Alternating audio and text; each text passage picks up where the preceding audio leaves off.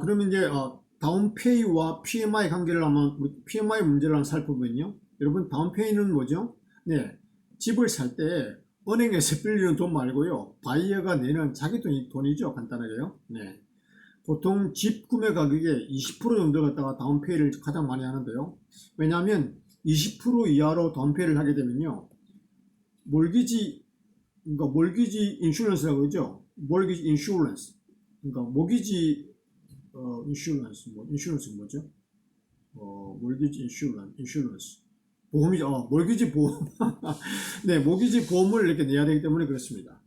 그래서 우리가 흔히 말하는 PMI가 있죠. PMI는 바로 이 가장 대표적인 거죠. PMI가 바로 몰기지 인슈런스의 한 유형이죠. PMI는 Private Mortgage Insurance 되겠습니다. 이것이 바로 가장 대표적인 것인데요.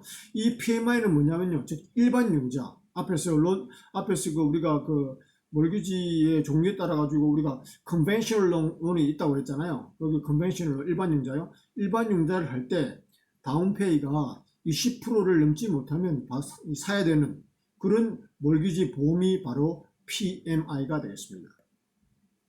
그리고 여러분 MIP라고 들어보셨나요? MIP. 네, MIP는 뭐냐면 Mortgage Insurance Premium. 프리미엄이 되는 이건 뭐냐 그러면요. 이거는 뭐 일반 융자가 아니라 정부 융자 있죠, 여러분. Government Insured 있죠. 특별히 FHA 론, 그죠? Federal Housing Administration에서 하는 그 저소득층을 위한 그 론이요. 그런 할 때는 반드시 들어야 되는 그런 몰기지 보험이라 말할 수 있습니다. 그렇죠? 네. FH론도 3.5% 정도 정도만 돼도 우리에게 충분히 다운을 하고 집을 살 수 있는 그런 프로그램이 있잖아요. 그러니까 당연히 20%가 안 되겠죠. 그러니까 이때는 몰기지 보험을 들어야 되는데 그때 하는 명칭을 갖다가 우리가 MIP라고 우리 표현한다는 것이죠. 그러니까 기본적으로 PMI와 MIP는 명칭은 다르지만 같은 것이라 보면 되겠습니다. 그래서 여기서 우리가 바이어가 고민을 해야 될 것은 뭐냐면요. 과연 우리가 PMI나 MIP를 지불하면서까지 집을 사야 하는가? 이 부분은 여러분께서 한번 곰곰이 계산해 보시고 여러분의 상황에 맞추어서 한번 해 보셔야 될 것 같은데요. 저의 결론은 글쎄요입니다. 네. 자, 이제 그러면 15년, 30년 몰기지의 장단점을 간단히 한번 살펴보도록 하겠는데요. 네, 이것은 각자의 경제적인 상황과 그리고 얼마나 오랫동안 그 집에 살 집에요 살 것인가가 관건이 되겠습니다. 15년의 장점은 뭐 여러분이 잘 알다시피 15년은 이자율이 30년에 비해서 이자율이 낮죠. 그리고 빨리 페이업을 할 수 있다는 그런 장점이 있겠죠. 그 단점은 뭘까요? 당연히 그렇게 되니까 월 페이먼트가 많게지겠죠. 그러면 당연히 뭔가 생활이 좀 빠듯해지고 이렇게 힘들 수가 있다는 것이죠. 그러나 만약에 여러분께서 뭐 안정된 고수입이 있다면 빨리 맞출 수 있고 이렇게 뭐 할 수 있으니까요. 뭐 나쁘지 않은 선택이 될 수도 있겠죠. 네. 반면에 30년의 단점은 뭐냐면요. 15년에 비해서 이자율이 좀 높죠. 15년에 비해서 이자율이 높잖아요.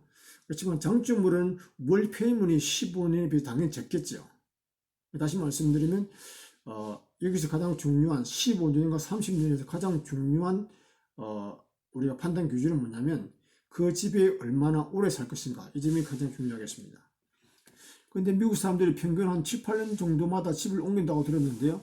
그렇다면 과연 15년을 하는 것이 좋은지 나쁜지, 이거는 여러분께서 모든 걸 여러분의 상황에 맞추었어요. 뭐 페이먼트 모든 걸 고려해서 아마 산수 계산을 좀 해보셔야 돼요. 그래서 여러분 사이트에 들어가셔가지고 여러분 월 페이먼트를 한번 뽑아보세요. 이렇게 여러분의 모든 걸 집어넣었어요.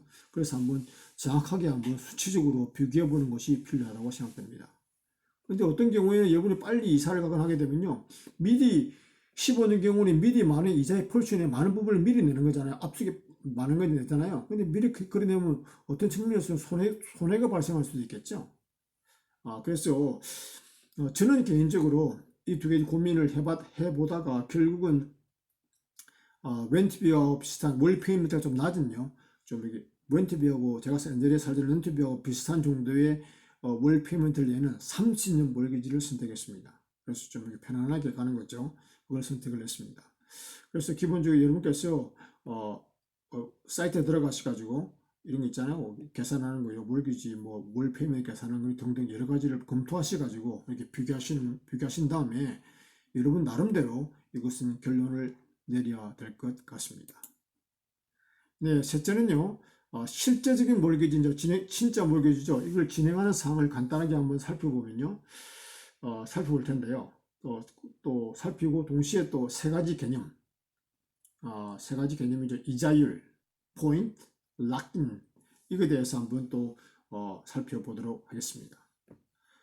먼저 진행상을 간단히 보면요, 진짜 모기지죠. 진행상 간단히 살펴보면 변호사 료가 끝나잖아요. 그러면 진짜 모기지를 진행하게 됩니다. 가장 먼저 하는 것은 우리가 폼 1003이라고 그러는데요. 이걸 작성해서 융자 신청을 하는 거죠. 융자 어플리케이션 작성하는 거죠. 네, 그렇게 하게 되면 어플리케이션을 내게 되면 기본적인 모든 정보들을 기본적으로 넣고 작성을 하게 되면 이제 그 은행에서 기본적으로 검토를 하고 이제 많은 서류를 요구할 텐데요. 그대로 팔로우 하시면 되겠습니다. 뭐 많은 서류 중에서 예를 들어 세금 보고, 은행 잔고, 뭐 페이스타, 페이책, 뭐 등등 여러 가지 많겠죠. 네, 그런 걸 하시면 되는데, 그러면 일단 기본적으로 여러분께서 어플리케이션 작성하시고 1003을 넣게 되면 일단 은행에서는요, conditional approval 이런 걸 이제 주게 되는데요. 이것은 뭐냐면 기본적으로는 론을 줄 수 있는데 조건적인 승낙이니까요. 몇 가지 서류들을 갖다 보충하고 이것들에 대해서 좀 확실히 이렇게 서류를 증명하라 이 정도로 이해를 하시면 되겠습니다. 그래서 그거 따라 은행에서 몰기지은행에서 원하는 대로 따라 하시면 되고요.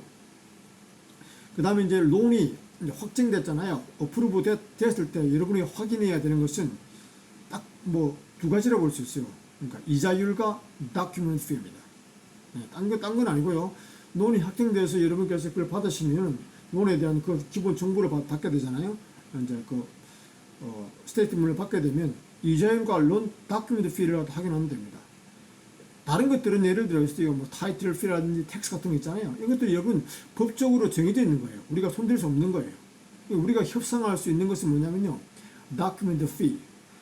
어떤 데는 뭐 origination fee라고 불러요. origination fee. 혹은 또 어떤 데는 application fee라고 부르는데 요 부분은 이제 우리가 좀 협상을 할 수 있거든요. 그래서 여러분이 협상을 통해서 많이는 못 갖고요. 한 200불, 몇백 불은 아마 이 디스카운트를 통해서, 이렇게 협상을 통해서 디스카운트를 받을 수 있다고 생각합니다. 저도 한 몇백 불 정도 받은 걸로 이렇게 기억을 하고 있습니다.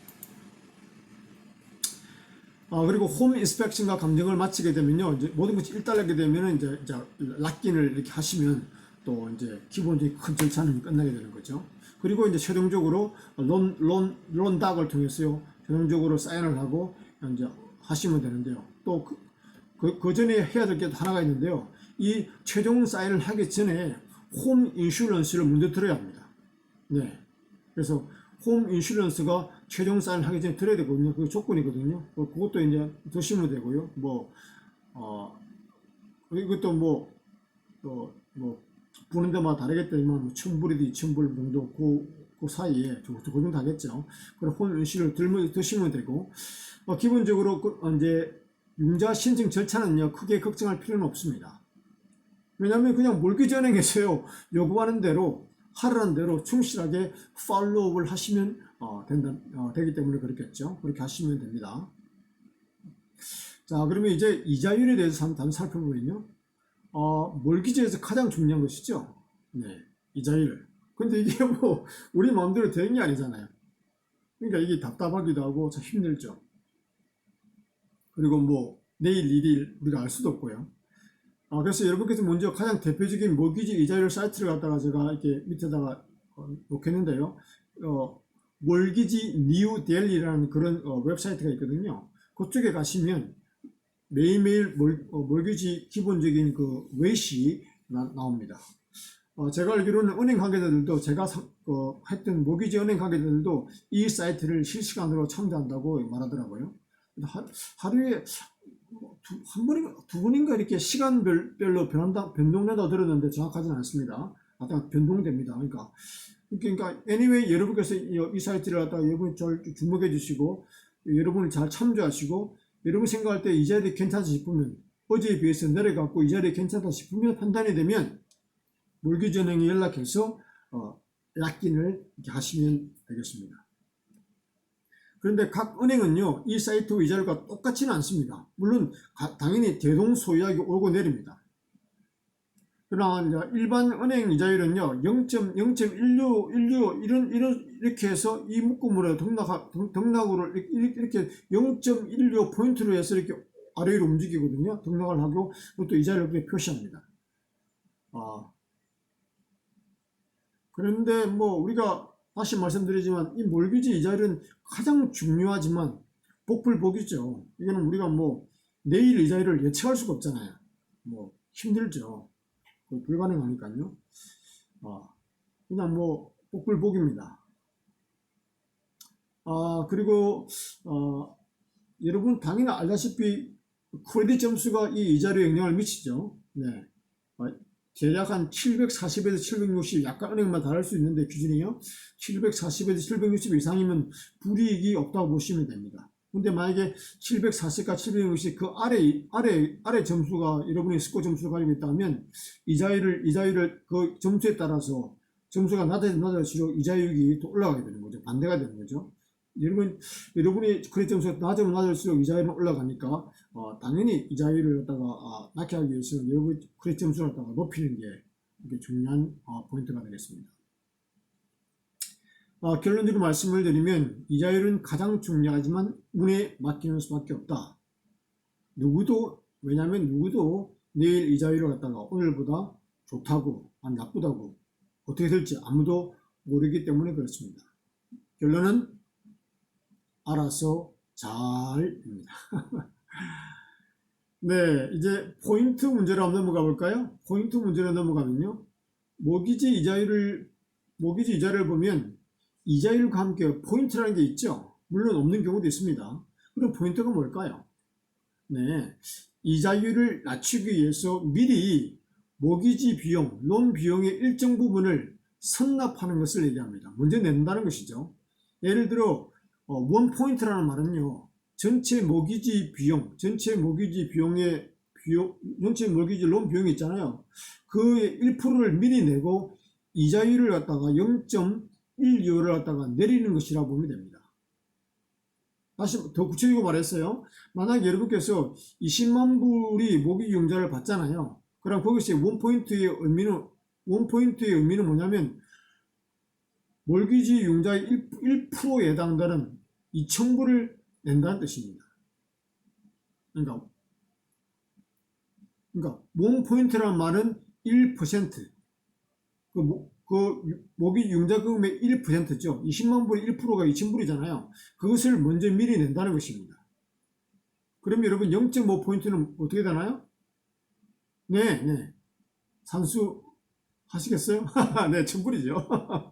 이런 식으로 계산하면 됩니다. 포인트라는 게, 네, 기본적으로 1포인트가 1%니까, 융자금의 1%니까 2,000불인데, 그러니까 예를 들어서 뭐 0.5%면 당연히 반이죠. 근데 뭐, 많아요. 0.375, 0.78, 이런 식으로 있으면 그 정도 내시면 된다는 거죠. 계산해서. 네, 그렇게 이해하시면 되고요. 그래서 어떤 경우에 몰기지은행에서는 두 가지 옵션으로 여러분께 묻습니다. 예를 들면 이런 거죠. 이자율 3.65를 할래? 아니면 이자율을 3.5에다가 원 포인트를 낼래? 네. 여러분이 뭐 판단하셔야 되겠죠. 네. 이 비용의 차이는요. 이 두 가지 옵션의 차이는 여러분이 월 페이먼트를 비교해서 이렇게 검토를 하셔야 됩니다.